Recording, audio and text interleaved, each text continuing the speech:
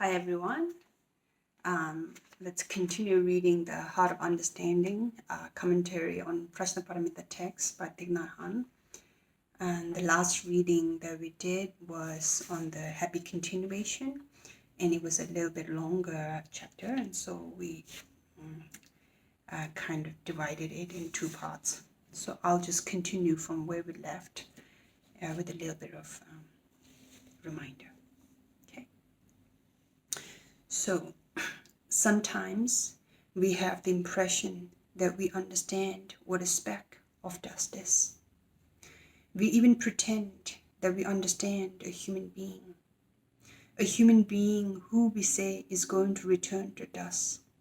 Because we live with a person for 20 or 30 years, we have an assumption, that we know everything about him or her. So while driving in the car with that person sitting next right to us, we think about other things. We aren't interested in him anymore. What arrogance.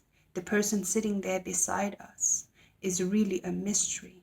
We only have the impression that we know her, but we don't know anything yet.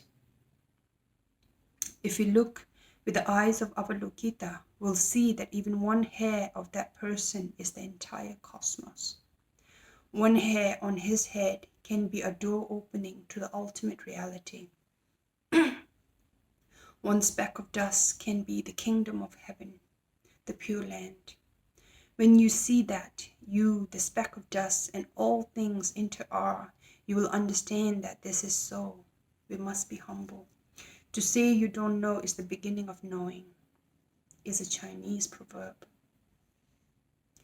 And I think it's beautiful because to say you don't know is also acceptance of our pain and suffering.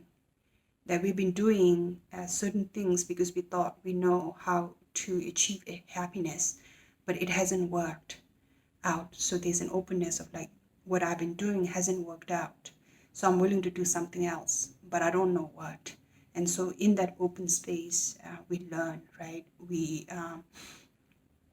reach out and get different perspectives. We go through texts, we go to teachers, and we look for guides, and we introspect inward, and we kind of go through the learning process. And then from that learning process, we kind of learn to see and more clearer, right?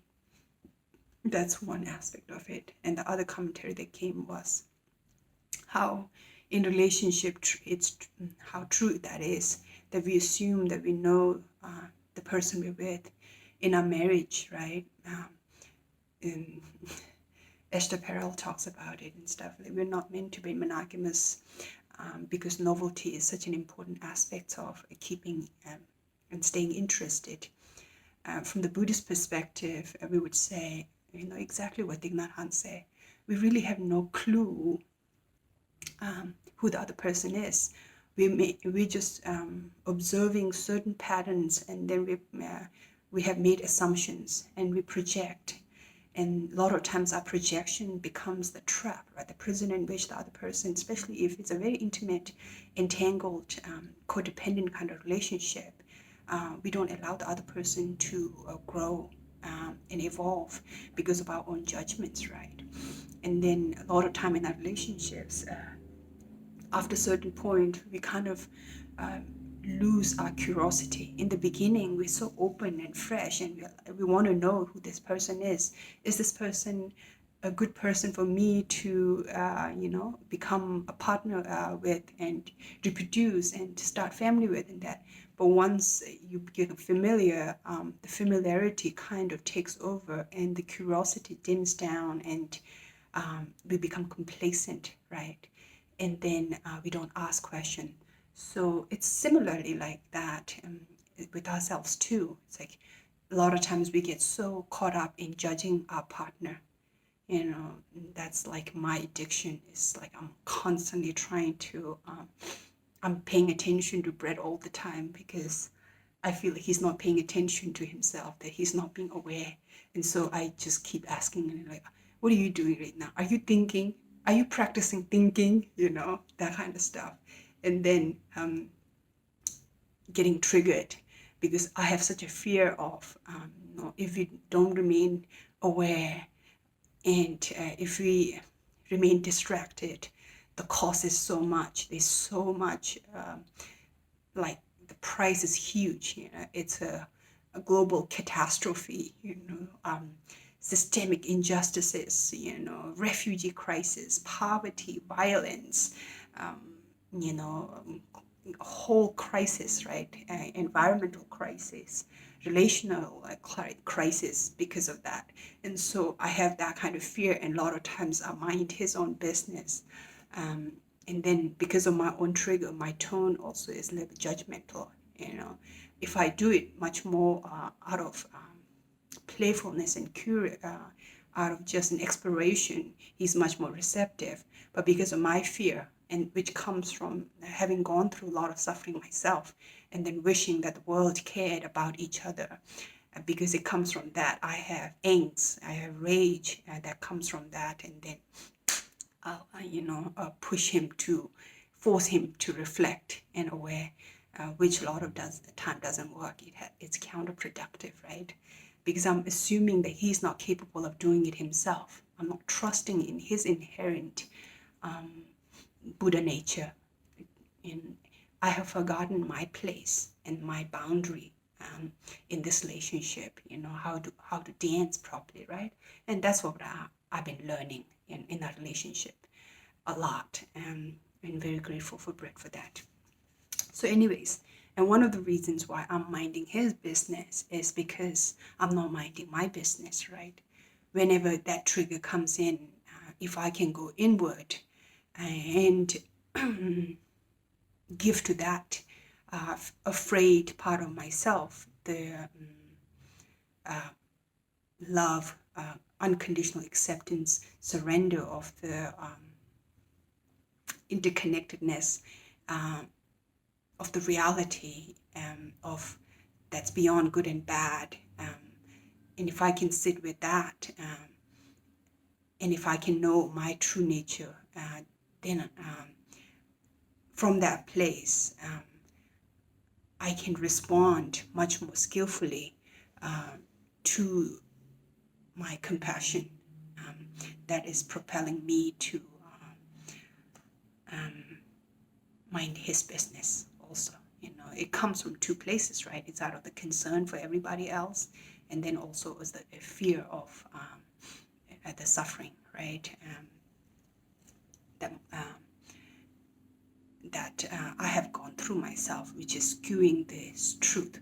So how can I be truthfully hold my partner and the world accountable without placing blame and shame and guilting them into doing the work, which might have temporary relief and temporary behavioral change, but because it didn't come from inside, it again becomes perverted and then grows another head that causes harms, right? And so there's a lot of, it's not overthinking, a lot of, some of my friends, when I talk about this, feel like there's an overthinking. For me, it's very clear that there is a skillful way of approaching these topics. And from my perspective, from my truth is to be able to be as truthful as we can. And the truthfulness is not an exaggeration or a repression. It's not a grandiosity or a shame. It's not one up and one down. It's very healthy self-esteem. Inherently, it's worthy. Relatively, it could be fluctuating, but that's the waves, that's the clouds. We don't have to get identified with that. We can look that as looking out as a way to draw us in, so we can get more skillful in responding to the environment, so the environment becomes how we would like it to become, harmonious, right? So anyways, that's the commentary, long commentary on that, what came up for me. So one autumn day, I was in a park, absorbed in the contemplation of a very small but beautiful leaf in the shape of a heart. Its color was almost red, and it was barely hanging on the branch, nearly ready to fall down. I spent a long time with it, and I asked the leaf a lot of questions. I found out the leaf had been a mother to the tree. Usually we think that the tree is the mother and the leaves are just children. But as I looked at the leaf, I saw that the leaf is also a mother to the tree. The sap that the roots take up is only water and minerals, not good enough to nourish the whole tree.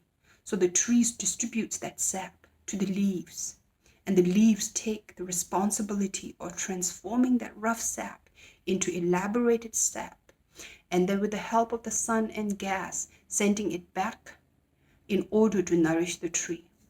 Therefore, the leaves are also the mother to the tree. And since the leaf is linked to the tree by a stem, the communication between them is easy to see. We do not have a stem linking us to a mother anymore. But when we were in her womb, we had a very long stem, an umbilical cord. The oxygen and the nourishment we needed came to us through the stem. Unfortunately, on the day that we call our birthday, it was cut off, and we received the illusion that we are independent and separate. That is a mistake. We continue to rely on our mother for a very long time, and we have several other mothers as well. The earth is our mother.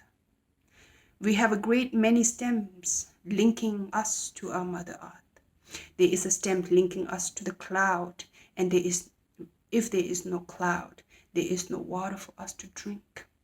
We are made of at least 70% water, and the stem between the cloud and us is really here. This is also the case with the river, the forest, the logger, and the farmer. There are hundreds of thousands of stems linking us to everything in the cosmos, and therefore we can see the link between you and me. If you're not here, if you're not there, I'm not here. That is certain. If you do not see it yet, look more deeply and I'm sure you'll see. As I said, this is not a philosophy. You really have to see. I asked the leaf whether it was scared because it was autumn and the other leaves were falling. It's such a peril to what we're going through right now. The leaf told me, no, during the whole spring and summer, I was very alive.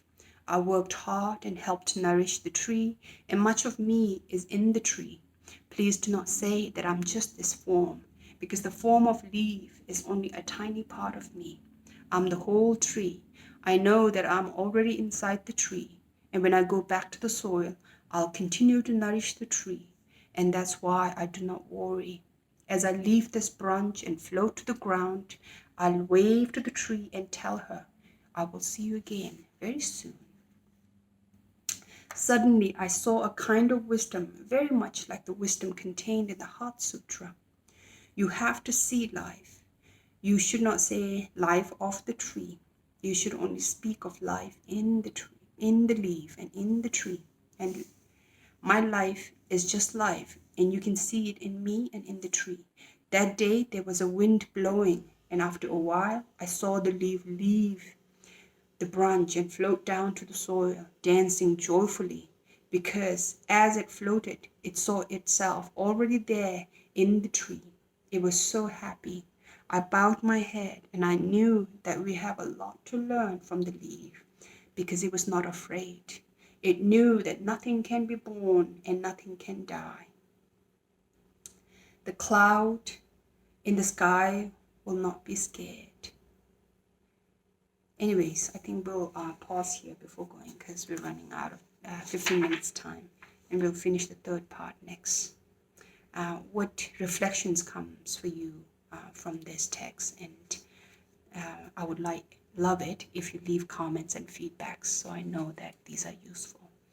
And I wish you all a really good time wherever you're at, and that you're taken care of, and that you are safe and protected.